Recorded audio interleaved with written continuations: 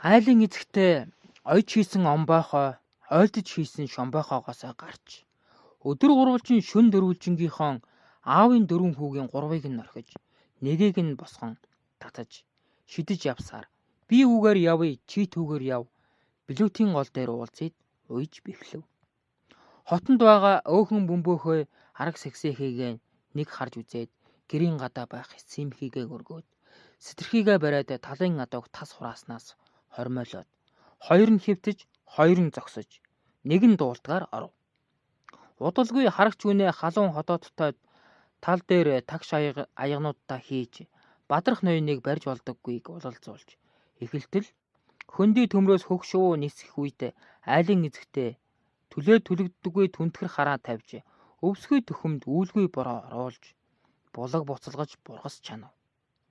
Бүтгэж байдаг, цайруулж байдаг бүх амьтанд таалан хэргэлдэг. Галуу шиг хүзүүтэй, гахаа шиг гидстэй, ганган жинстэй галын захаас холддоггүй туудлав. Тэр юу вэ?